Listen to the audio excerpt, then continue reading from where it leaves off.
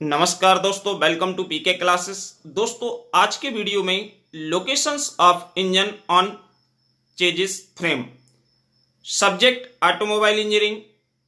What are the advantages and disadvantages of various locations of engine on chassis frame. यदि हम अपनी vehicles में जो चेसिस होती है, चेसिस के ऊपर जो इंजन्स की लोकेशन है, यदि अलग अलग गाड़ियों में आपका इंजन अलग अलग जगह पे माउंट होता है तो इसके एडवांटेजेस एंड डिसएडवांटेजेस क्या हैं। तो आज की वीडियो में देर ना करते हुए मैं आपको locations of engine on chassis frame, तो सबसे पहले जो पोजीशंस आती है, सबसे पहले आपकी है इंजन फिटेड एट फ्रंट। आपके व्हीकल्स में यदि इंजन आपकी गाड़ी में या चेजिस फ्रेम के ऊपर फ्रंट पे माउंट है तो जो व्हील ड्राइव होगी वो दो प्रकार से हो सकती है। या तो आपकी फ्रंट व्हील ड्राइव हो सकती है या रियर व्हील ड्राइव हो सकती है, या some vehicles used four wheel drive.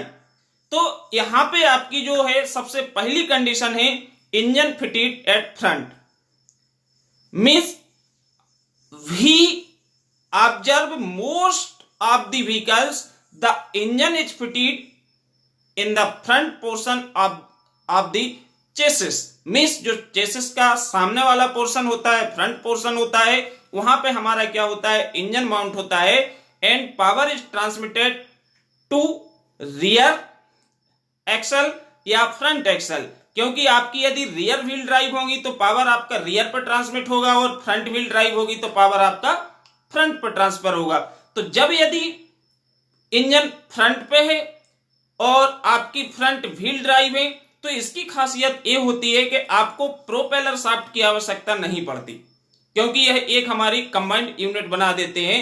तो इससे हमारी जो प्रोपेलर शाफ्ट की रिक्वायरमेंट है वो हमारी खत्म हो जाती है। तो यदि इंजन आपका फ्रंट पे रखेंगे तो इसकी एडवांटेजेस है बेटर कूलिंग, मींस जो इंजन की कूलिंग सिस्टम होता है, यदि इंजन आपका फ्रंट पर माउंट होगा तो कूलिंग है ये सबसे अच्छी होती है। Second, easily repair and inspect to engine. क्योंकि इंजन यदि आपका फ्रंट पे होगा तो इसको हमें इंजन को कोई भी इंस्पेक्शन चेक करना है या कोई भी रिपेयरिंग का काम है तो ये क्या होता है, फ्रंट की लोकेशन पे आसान होता है। इसके बाद थर्ड आपकी जो एडवांटेजेस है, more space behind rear seat. यदि हमारी ड्राइवर सीट के पीछे देखें तो हमें क्या है, बहुत सारी जगह मिल जाती है, स्पेस मिल जाता है जब हमारी व्हीकल्स में इंजन है वो फ्रंट पर माउंट हो।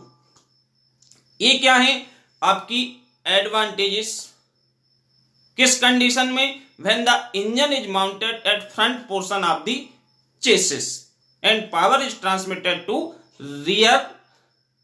मींस यहां पे जो आपको डायग्राम दिखाया गया है, इस डायग्राम में आपका इंजन दिखाया गया है, इंजन की लोकेशन से वो फ्रंट पे है चेजिस फ्रेम पर, और जो आपका पावर ट्रांसमिट हो रहा है वो रियर व्हील्स के लिए हो रहा है।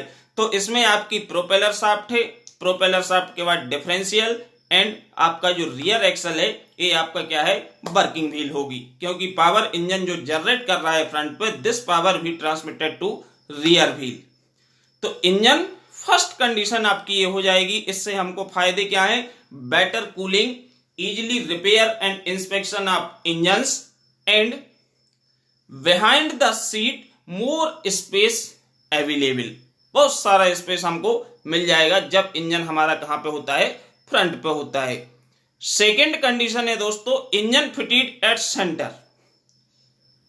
तो दोस्तों, जो भी छात्र पीके क्लासेस में फर्स्ट टाइम है, जो अभी भी पीके क्लासेस से नहीं जुड़े हैं, वह चैनल को सब्सक्राइब करें एंड वीडियो को लाइक करें, जिससे आने वाला लेटेस्ट वीडियो आपको समय से मिल सके। साथ ही दोस्तों, इंजन फिटेड एट सेंटर। अब आपने शायद हो कोई भी ऐसी व्हीकल्स देखी हो जिसमें इंजन की जो लोकेशंस होती है वो सेंटर पे हो।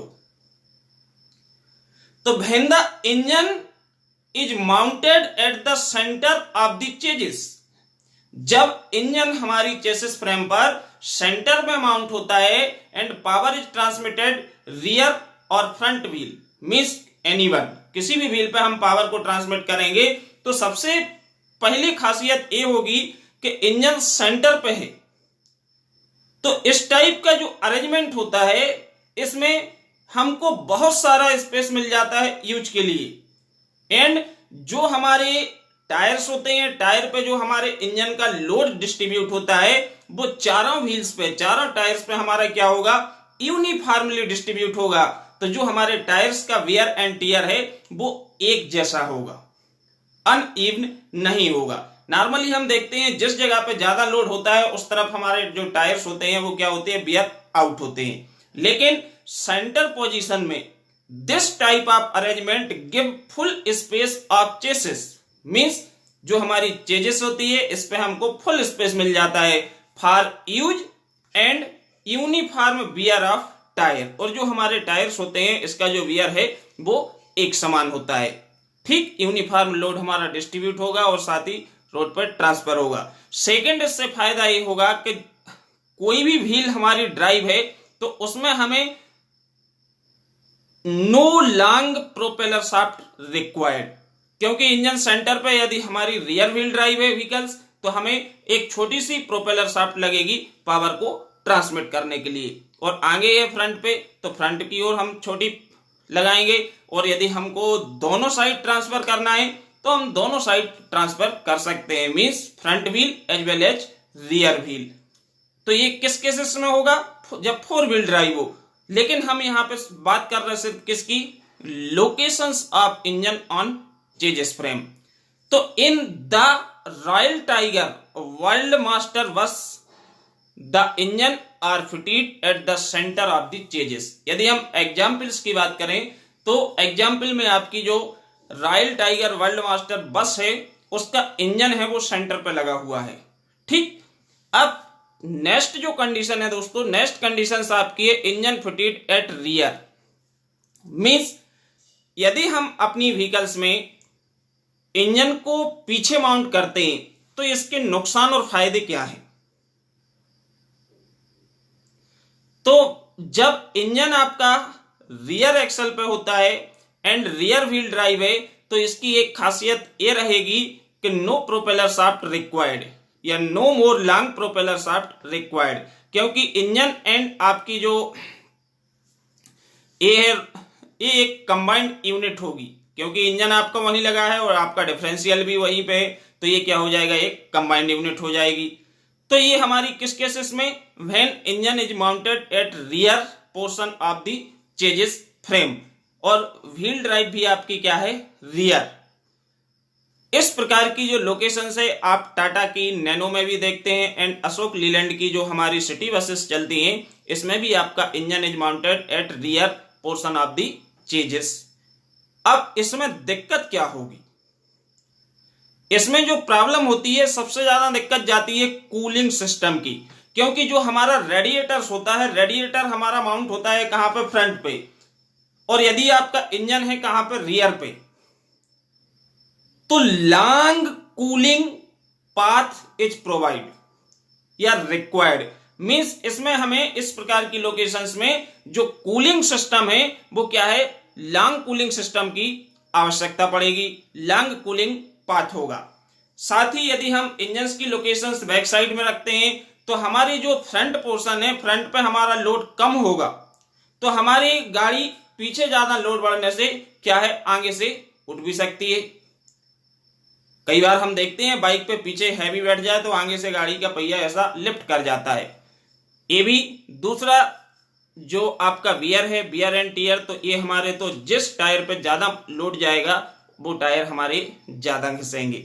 ठीक है, तो नॉर्मल तौर पे जो इंडिया है, इंडिया हमारी हॉट कंट्री है। हॉट कंट्री का मतलब यहाँ का नॉर्मल टेम्परेचर भी हमारा 15-18 डिग्री रहता ही है, इसलिए यहाँ पे हमें कूलिंग मस्ट होती है। किसी भी व्हीकल्स को हम डिजाइन करते हैं, किसी भी व्हीकल्स को यूज करते हैं तो उसमें कूलिंग सिस्टम की आवश्यकता पड़ती है, कूलिंग सिस्टम नेसेसरी होता है। इसलिए यहां जितनी भी अधिकतर हम व्हीकल्स देखते हैं उनमें engine fitted at front portion of the chassis frame.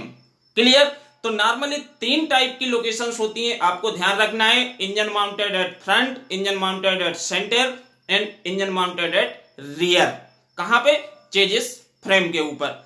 And सभी की अपनी कुछ एडवांटेजेस हैं एंड सम डिसएडवांटेजेस। ओके दोस्तों, नेक्स्ट वीडियो में हम एक नए टॉपिक के साथ फिर मिलेंगे। Thank you.